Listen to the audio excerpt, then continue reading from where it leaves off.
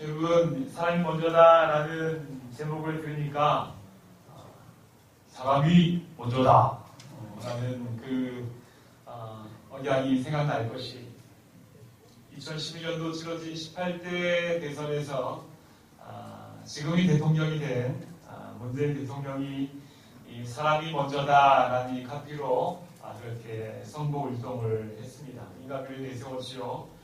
그런데 아시다시피 그 당시에는 당선되지 않았어요.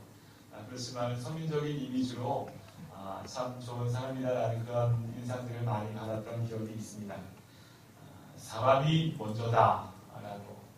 그래서 제가 오늘 설교 제목을 사람이 먼저다 잡으니까 문재인 대통령의 저 카페에서 그렇게 설교 제목을 잡았는가 생각할 수 있겠지만 사실 그렇지 않습니다. 사람이 먼저다라는 이 슬로건은, 이 정신은 성경이 계속해서 이야기하고 있는 그런 내용입니다. 하나님의 마음인 거죠. 하나님은 항상 사람이 먼저였어요. 이 세상을 창조할 때도 마찬가지입니다. 하나님께서는 사람이 먼저였습니다. 지난 5일 동안에 하나님께서 무엇을 만드셨어요? 별 성신을 만들고 또 하늘의 모든 환경들을 다 조성해 놓은 다음에 그 다음에 사람을 만들었어요. 모든 조건들이 다 세워진 이후에 사람을 만들어서 그 속에서 사람이 평안하고 또 좋게 살아갈 수 있도록 하나님께서 그렇게 역사하신 거죠. 창조의 순서만 보더라도 하나님께서 사람이 먼저다라는 것을 잘 지켜가시고 있구나. 그것이 하나님의 마음이고 하나님의 정신이구나라는 것을 우리가 잘 알 수가 있습니다. 또 성경에 보게 되면 성경의 가장 유명한 구절이 여러분 무엇입니까? 누구나 잘 알고 있는, 교회 다니지 않는 분들도 잘 알고 있는 유명한 성경 구절이 있습니다. 제가 아마 시작하면 성경 구절이 뭔지 알려주지도 않고 시작하면 아마 그렇게 함께 하실 수 있는 분들이 있을 거예요. 한번 해볼까요? 성경에서 제일 유명한 구절, 성경 구절. 자, 시작. 하나님이 세상을 그처럼 사랑하사 독생자를 주셨으니 이는 그를 믿는 자마다 멸망하지 않고 영생을 얻게 하려 하심이라.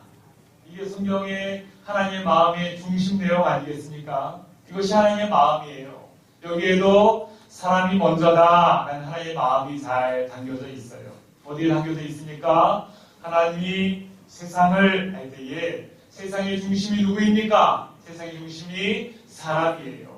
하나님이 사람을 이처럼 사랑하사 독생자를 주셨으니 이는 그를 믿는 자마다 멸망하지 않고 영생을 얻게 하려 하심이라. 그냥 하나님께서 사람이 먼저다라는 그런 마음으로만 내가 너 생각한다, 내가 너 많이 좋아한다 라고 그 마음으로만 있지 않으시고 그 사람을 구원하시기 위해서 독생자, 하나님이 친히 이 땅에 내려오셔서 십자가에 달려 죽으심으로 우리를 구원하신 그 사랑을 보여주신 것이죠. 이것을 볼 때에도 하나님의 마음에는 오직 이것이 가득 차 있는 것을 알 수가 있어요. 사람이 먼저다. 내가 사람을 참 사랑한다. 사람이 먼저다. 라는 하나님의 마음을 우리가 볼 수 있는 것입니다. 사람이 먼저다. 우리가 한번 따라해 볼까요? 사람이 먼저다. 하나님의 마음이. 원철이가 먼저다. 자, 여러분들 이름 불러서 시작. 내가 그렇게 얘기하는 게 아니에요. 내가 그렇게 고집스럽게 내가 최고다 얘기하는 게 아니라 하나님의 마음이, 하나님께서 원철이 모시고 하나님께서 우리 권찬양이 모시고 하나님께서 서윤숙이 모시고 하나님이 네가 최고다라고 말씀하시는 하나님의 마음이, 그게 성경에 계속해서 하나님의 마음으로 나와 있는 거예요. 다시 한번 하나님의 그 마음을 우리 입술로 한번 고백해 볼까요? 자기 이름을 넣어서 그렇게 고백을 합니다. 자, 시작. 그래, 네가 먼저다 라고 하나님께서 그렇게 말씀하시고 계십니다. 이게 하나님의 마음이에요. 자, 우리가 오늘 보고 있는 이 느헤미야의 본문도 보게 되면 하나님의 이 사람이 먼저다 이 정신이 담겨져 있는 것을 보게 됩니다. 여러분, 이것은 그 당시 느헤미야가 완성했던 예루살렘 성벽의 반조각도입니다.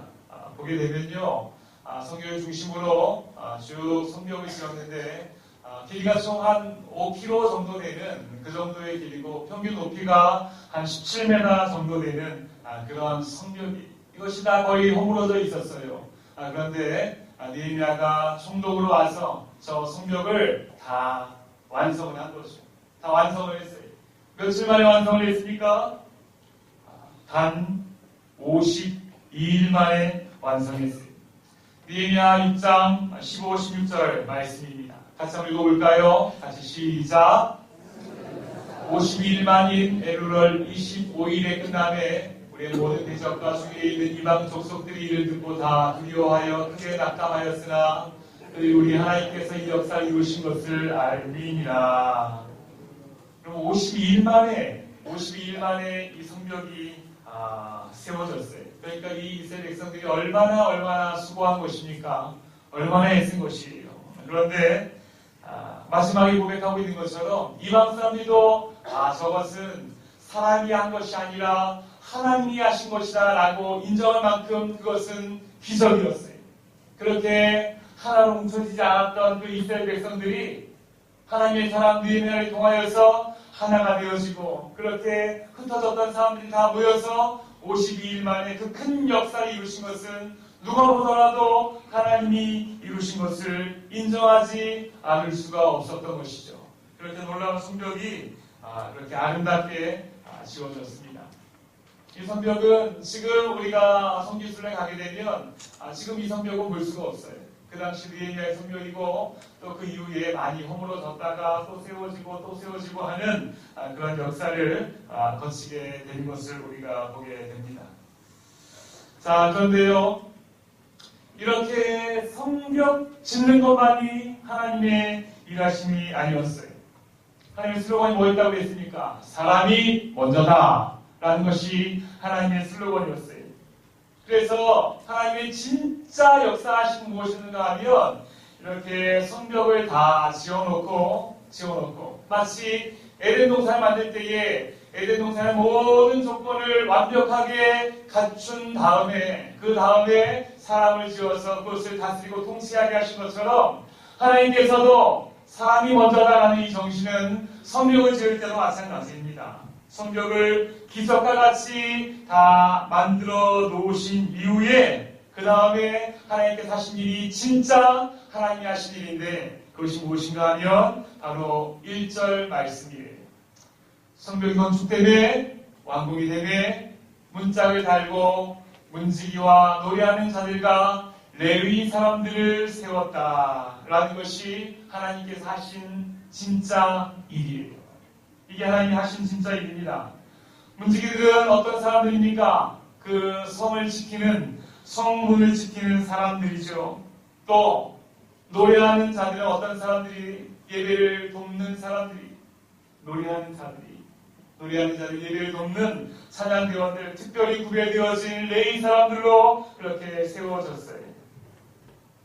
이것을 통하여 하나님께서 지금 가장 중요하게 생각한 것이 무엇인지 우리가 알게 돼요. 사람을 세웠는데 그 사람들이 어디에 관여된 사람들이에요? 성전을 돕는 사람들이, 예배를 돕는 사람들이, 이 성전을 돕고 예배를 돕는 사람들을 하나님께서 세웠다라는 것을 우리가 보게 될 때에 우리가 하나님께서 이 성벽을 만들고 그 성벽 안에 살아가고 있는 그 사람들 중에 특별히 성전을 지키고 예배를 돕는 사람들을 하나님께서 세우셨구나. 이것을 하나님께서 제일 중요하게 생각하는구나 라는 것을 우리가 알 수가 있습니다.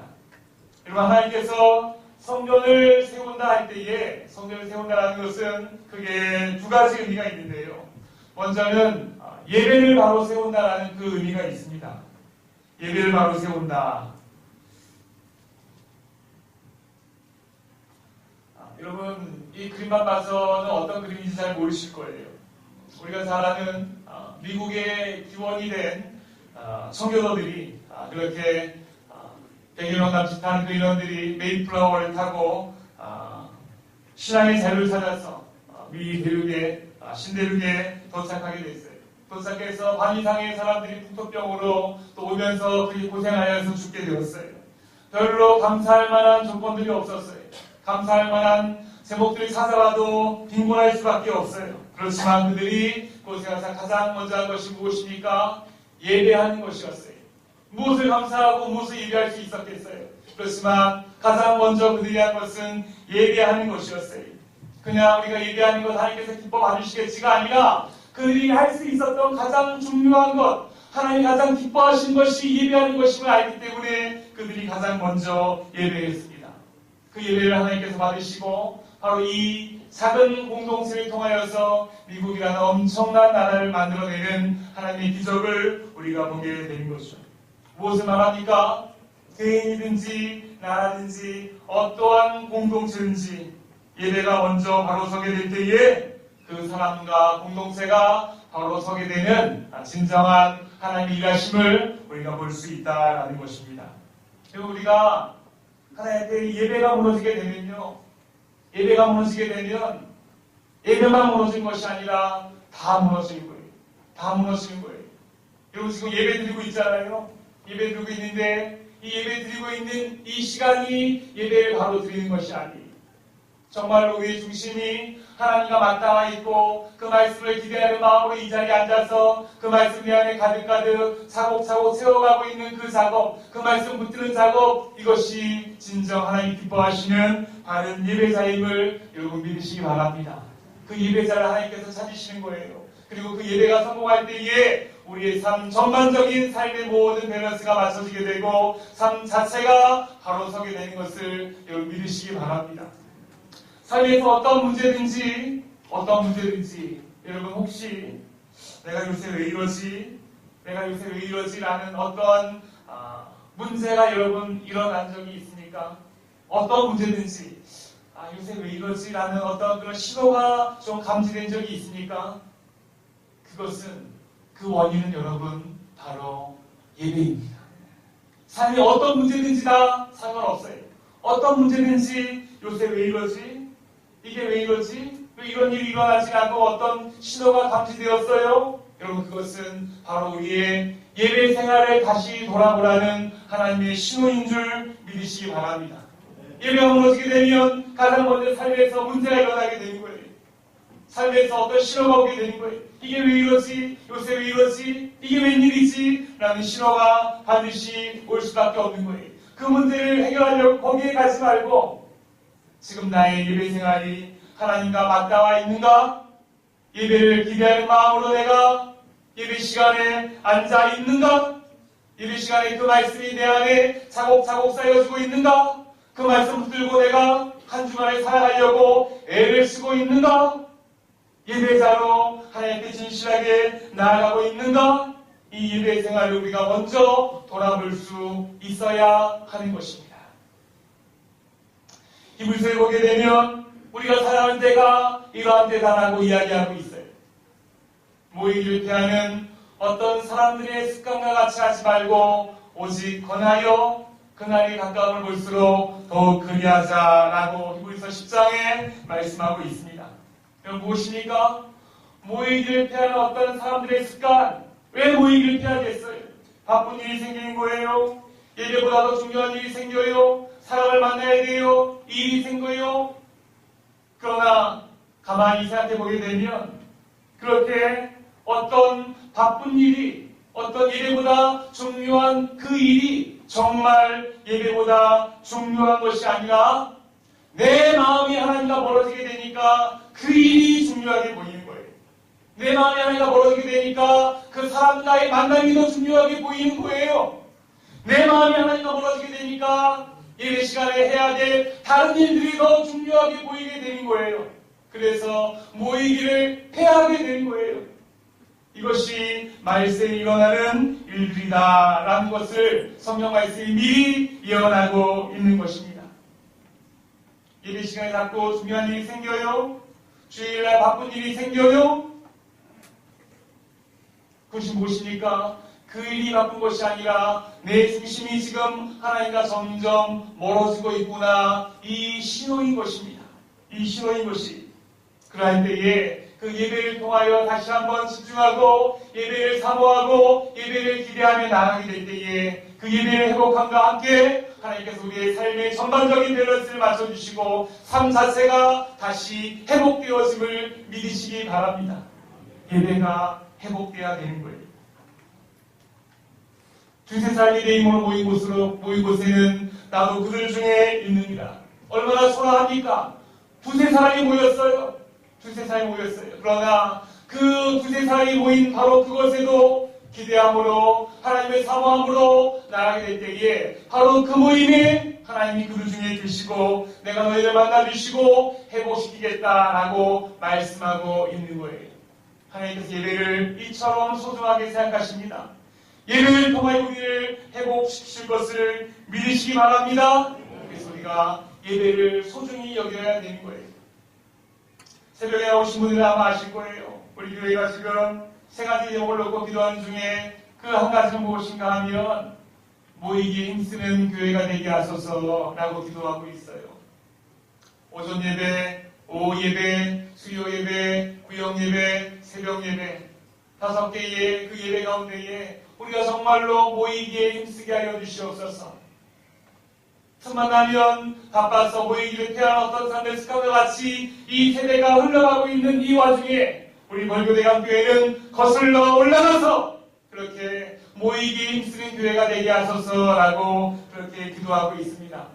이 기도는 새벽에 나오신 분들만의 기도의 제목이 아니라 우리 모두의 숙제인 줄 믿으시기 바랍니다. 이렇게 모이기에 힘쓰게 될 때에 하나님께서 그 예배를 회복하심으로 우리의 삶을 회복하여 주시게 됨을 믿으시기 바랍니다.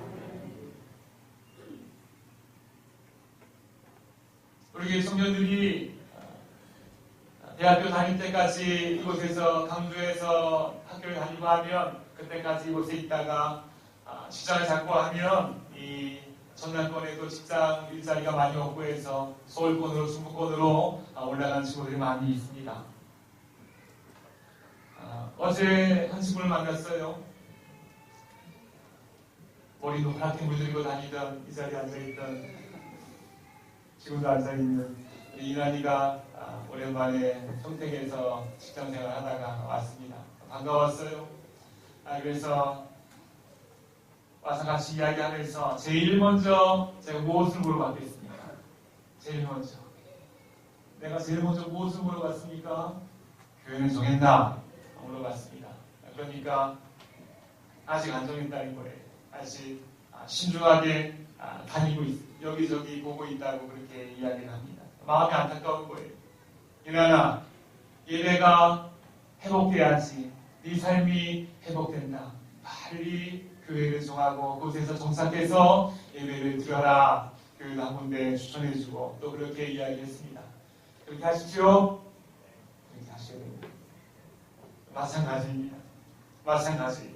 여러분 어디에 가든지 예배가 회복되고 성전이 바로 세워져야지 바로 그곳에서 하나님께서 우리를 세워가시는 이 놀라운 진리, 이 성경적인 원리 우리가 이것을 바로 우리의 삶에서 깨달을 수 있어야 되는 것입니다. 그래서 느헤미야는 이 사실을 알기 때문에 성전에 찬양하는 자들을 먼저 세운 거예요. 다른 것도 중요하지만 찬양하는 자들을 다스리는 자들보다 찬양하는 자들을 먼저 세움으로 예배를 먼저 세우게 하고 또 성전을 먼저 세우게 함으로 성전이 성전되게 함으로 이 예루살렘 공동체가 복받게 하여 주시옵소서 라는 그 순서를 먼저 지키고 있는 것입니다. 그래서 성전에 찬양하는 자들 먼저 세우고 예배를 돕는 자들 먼저 세우고 그렇게 예배의 회복을 구하고 있는 이 느헤미야의 그 일하심을 우리가 보게 되는 거죠. 자, 성전을 세운다 할 때 첫 번째는 예배를 바로 세우는 것을 이야기하는 거고요. 두 번째는 사람을 세운다 하는 것 또한 성전을 세우는 중요한 두 번째 제목이 될 것입니다.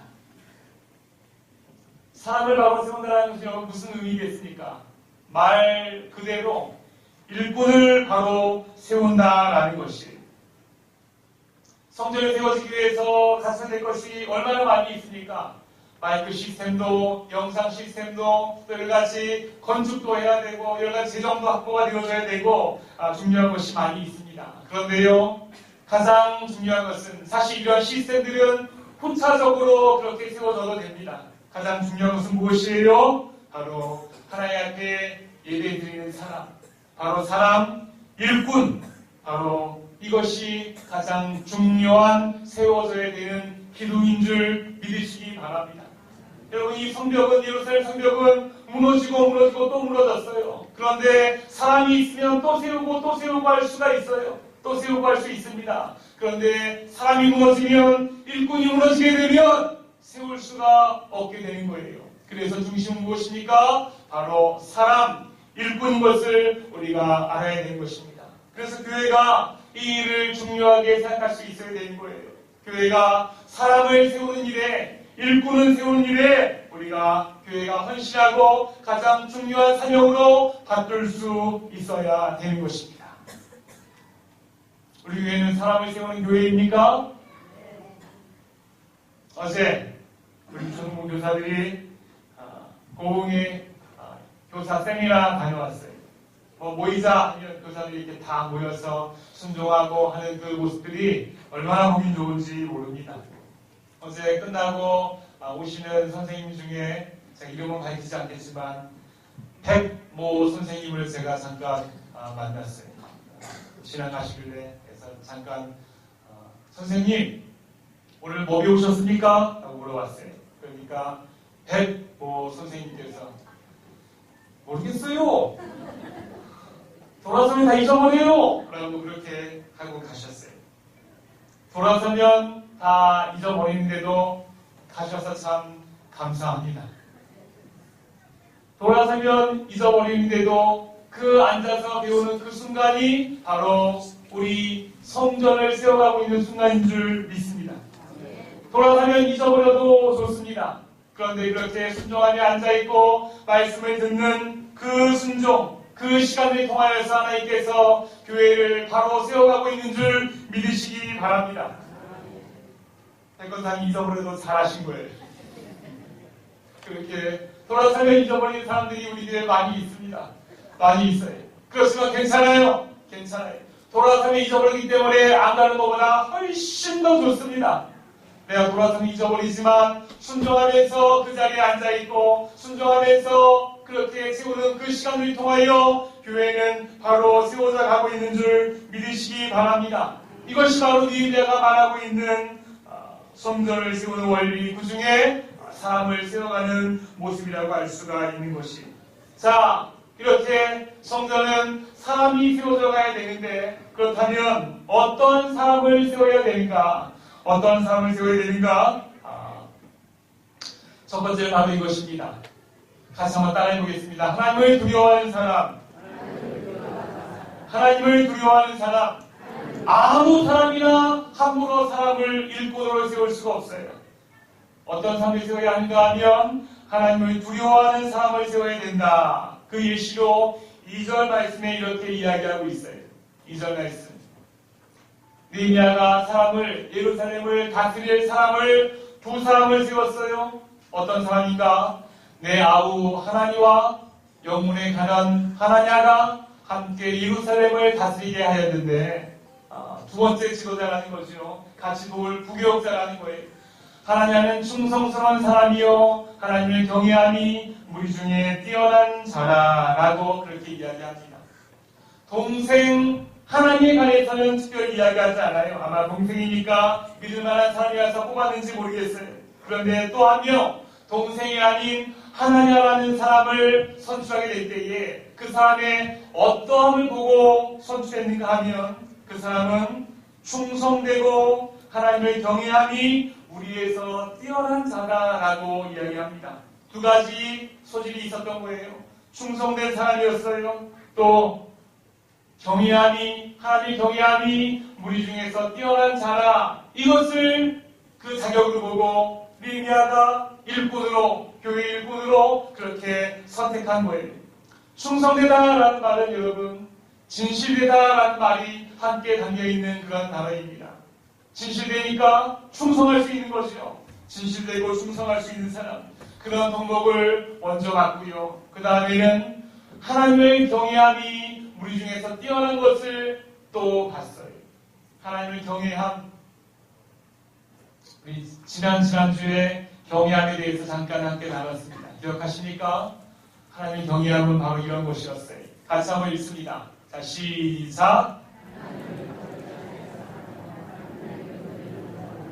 그리운 마음으로 하나님 말씀 앞에 순종하는 것까지 읽겠습니다. 이것이 바로 경외입니다. 하나님을 가볍지 않게 사랑하는 것, 하나님의 권위를 인정하는 것, 그렇게 두려운 마음으로 하나님 말씀 앞에 서는 것, 이것이 바로 경외예요. 그런데 하나님은 이 경외함이 무리들 중에서 뛰어난 사람이다라고 이야기를 하고 있는 거예요. 느헤미야는 무엇을 보고 이 하나냐가 경외함이 다른 사람들보다 뛰어나다라고 보았을까라는 거죠. 무엇입니까? 이 하나냐가 공식 경외 5단 이런 것처럼 태권도처럼 경외를 시험을 봐서 1단, 2단, 3단, 4단, 5단 이렇게 올라가는 것도 아닌데 어떤 모습을 보고 저 하나냐는 경외함이 다른 사람들보다 특별하게 뛰어나구나라고 어떻게 그것을 느헤미야가 보고 인정하고 선출했느냐라는 것이 무엇이었을까요? 여러분, 하나님의 경외함은 그저 나의 일방적인 성품으로 끝나는 것이 아닙니다. 내가 그냥 마음 가운데 깊숙하게 내가 하나님 경외하고 있어요 라는 어떤 나의 일방적인 성품이 아닌 나의 내성적인 성품이 아닙니다. 하나님을 경외하게 되면 무엇이에요?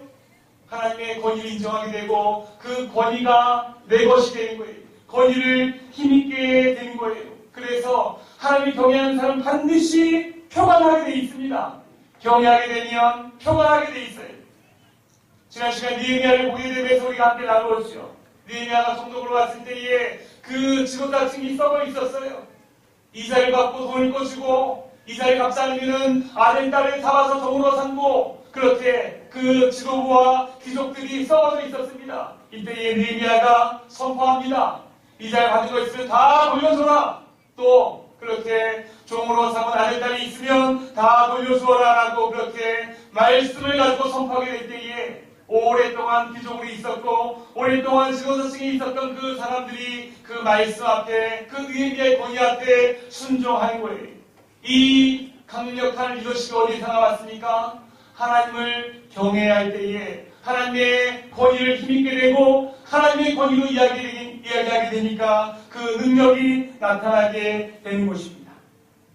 나는 하나님을 경외합니다라고 외치고 다니지 않아도 그 말과 행동에 하나님의 권위가 섞여 있는 것, 그것이 바로 경외하는 사람의 밖으로 나타나는 능력이에요. 그래서 하나님을 보면서 이 하나님은 말하고 행동하는 것에 하나님의 권위가 서 있게 되니까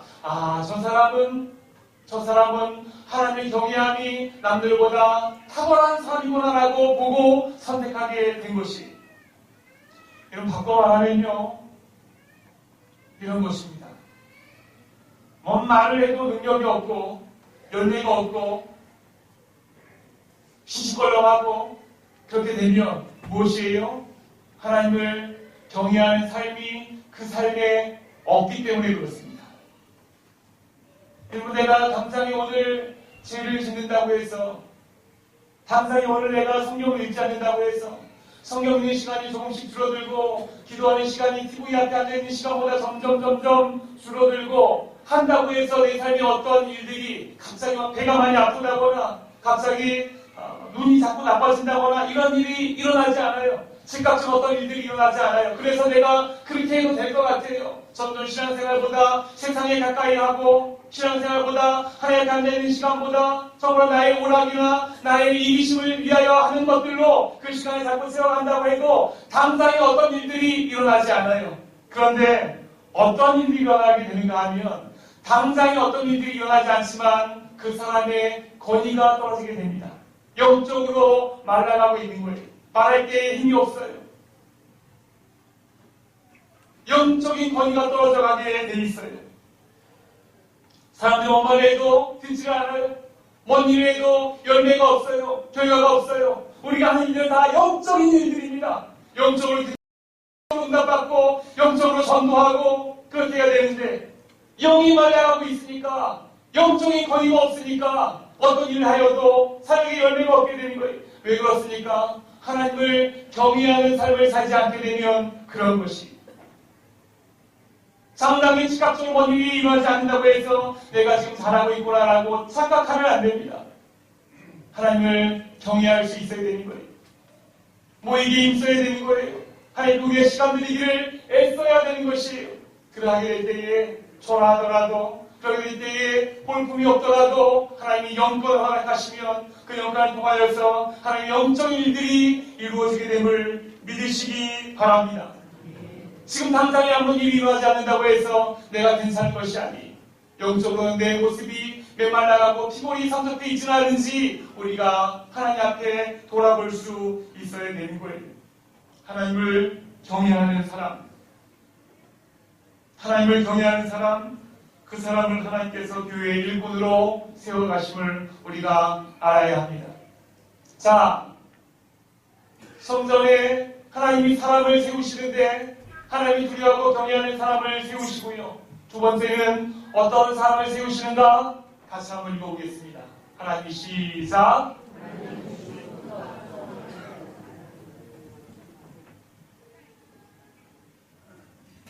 하나님 주신 꿈과 소망을 가진 사람.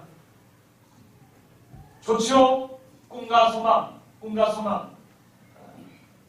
여러분, 느헤미야가 성벽 재건을 마치게 되었을 때요, 우리가 아까 조각들을 통해서 보았던 것처럼 꼭 그 그림은 아니겠지만은 그 성벽 안에 살고 있는 사람들이 별로 많지가 않았어요. 그래서 사람보다 성벽이 훨씬 더 컸어요.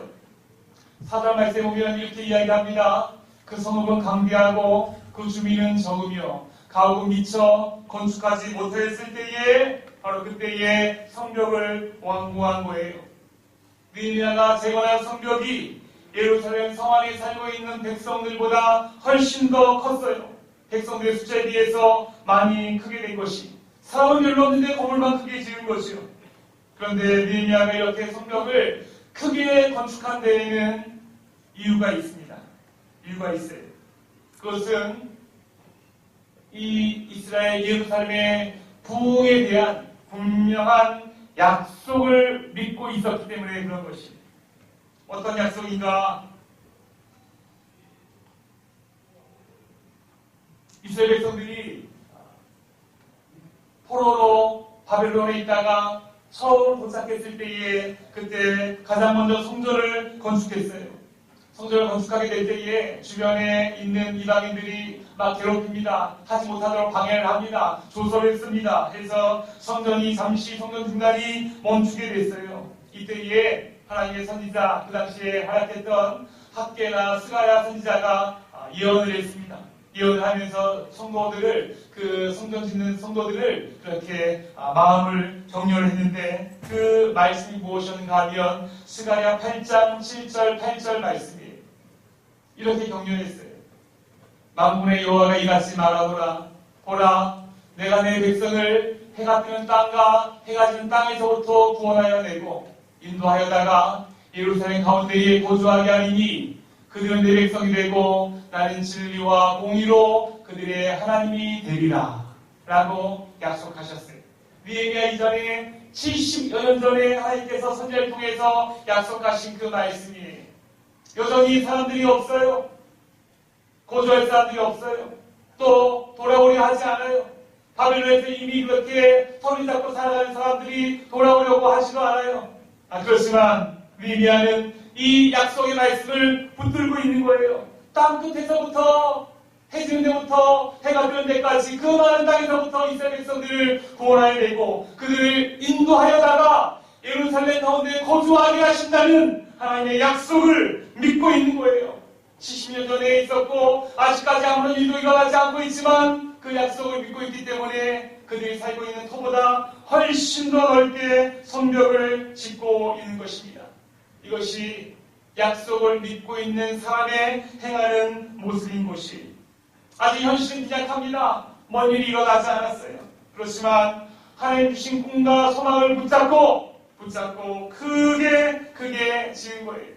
아직까지 예루살렘에는 빈약합니다. 사람들이 많이 살지 않아요. 그렇지만 지금 내가 할 수 있는 것은 성벽을 크게 짓는 것이다. 이것이 약속을 붙잡은 지금 내가 할 수 있는 일이다라는 것을 알고 있었어요. 이것이 꿈이 있는 사람의 모습인 것입니다. 여러분, 우리 교회에 향한 꿈이 있으십니까? 꿈이 있어요? 하나님께서 우리 교회를 이 지역의 장사교회로 삼아주시고 이 지역의 많은 백성들이, 많은 영혼들이 우리 교회를 통하여 하나님의 자녀가 되는 그 놀라운 꿈을 가지고 계십니까? 가지고 계십니까? 부흥을 사모하는 그 꿈을 우리가 가지고 있어요. 가지고 있어요. 헌금을 할 때에도, 여러분 기도를 할 때에도 그렇게 그 부흥을 사모하면서 그렇게 그 꿈과 약속을 붙들고 있는 우리 성도님들의 그 간절한 모습들을 볼 수가 있습니다. 그런데 그런 꿈이 있다면, 그 꿈이 있다면 우리가 어떻게 되겠어요? 꿈이 있다 하면서도 아무런 일도 지금 내가 하지 않고 있다면 그 사람은 거짓말쟁이입니다. 그 약속 믿지 않는 거예요. 꿈이 확실하면, 약속이 확실하면 지금 내가 무언가 일을 해야 되는 것입니다. 움직여야 되는 것입니다. 그것을 위해서 내가 지금 할 수 있는 일이 무엇인지 찾고 움직일 수 있어야 되는 것이. 열왕기상에 보게 되면 여러분, 선지생도가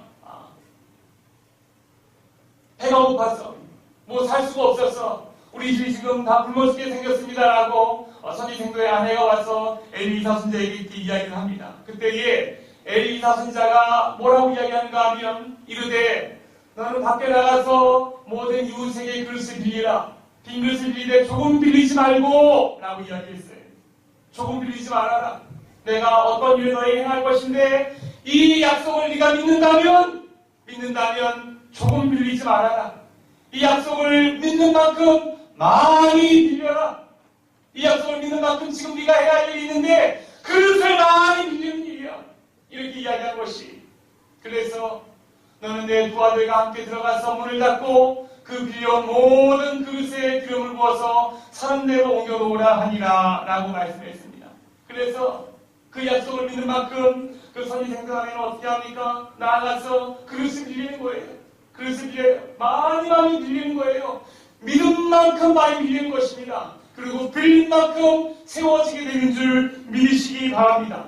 우리에게 꿈과 약속이 있다면, 하나님의 약속이 우리가 믿고 있는다면, 부흥을 우리에게 주실 것을 우리가 믿고 있는다면 믿는 만큼 지금 내가 해야 할 일이 있음을 믿으시기 바랍니다. 그릇을 빌릴 만큼 우리가 해야 할 일이 있는 것이, 나아가서 복음을 전하고 나아가서 그들에게 전도를 뿌리고 함께 사냥하며 나갈 때에 그 약속을 붙잡고 내가 해야 할 수 있는 일이, 지금 내가 해야 할 일이 있는 것입니다. 그런데 그 약속을 믿고 있는데 아무 일도 하지 않고 있어요. 그건 무엇입니까? 약속 믿지 않고 있는 거예요. 내가 세울 것이니까 빈 그릇을 빌려라 할 때에 빨리 나가서 빈 그릇을 빌려야 되는데 빌리지 않고 있어요. 속마음이 무엇입니까? 무슨 기름을 채워. 기름이 어떻게 채워져? 뻥이야. 안 돼. 하면서 그 중심의 마음이 움직이지 않고 있기 때문에 그릇을 빌리지 않고 있는 거예요. 여러분, 나에게 주신 약속이 있으면, 소망이 있으면 지금 내가 해야 하는 일이 무엇인지 하나님께 지혜를 구하고 그 일을 할 수 있는 우리 여러분이 되기를 간절히 바랍니다. 이제 청년들도 있지만 청년들에게 약속을 주었습니까? 비전이 있습니까? 꿈이 있습니까? 그렇다면 가만히 있는 것이 아니라 지금 내가 해야 하는 일이 있음을 믿으시기 바랍니다. 해야 하는 것이, 사과가 밑에서 입을 쩍 벌리고 사과가 떨어지기까지 기다리고 있으면 턱 빠져요. 턱 빠져요. 턱만 빠집니다. 어떤 일도 일어나지 않습니다. 사과를 얻기 위해서는 지금 내가 해야 할 수 있는 일이 있어요. 그 일을 할 수 있어야 되는 것입니다. 그 일을 할 수 있는 여러분들이 되기 바랍니다. 바로 그 사람들을 하나님께 찾으시고 그 사람들을 교회의 일꾼으로 삼으시길 원하는 하나님의 마음을 우리가 함께 보게 된 것이에요. 말씀을 정리합니다. 사람이 먼저다. 하나님 찾으시는 사람이 있어요. 예배를 회복해야 됩니다. 조건 따라, 시간 따라, 사람 따라, 일 따라 다니면서 그렇게 거기에 우선순위를 이렇게 두게 되면 절대로 예배가 회복되지 않습니다. 내 마음의 중심을 하나님께 맞춰놓고 하나님 내가 다른 거 다 제쳐두고 먼저 예배를 회복하기 원합니다. 우리의 의지를 들게 될 때에 우리 예배가 회복되고 다른 것도 회복될 줄 믿으시기 바랍니다. 하나님 경외함 잃지 마시기 바랍니다. 경외함이 능력이요 영권인 것을 믿으시기 바랍니다. 마지막으로 약속 붙드시는 사람들이 되길 바랍니다. 나무 아래에서 입 벌리고 있으면 턱 빠집니다. 턱 빠진 사람이 아니라 약속 붙들고 열심히 그릇을 빌려 다니는 하나님의 사람들이 되길 원합니다.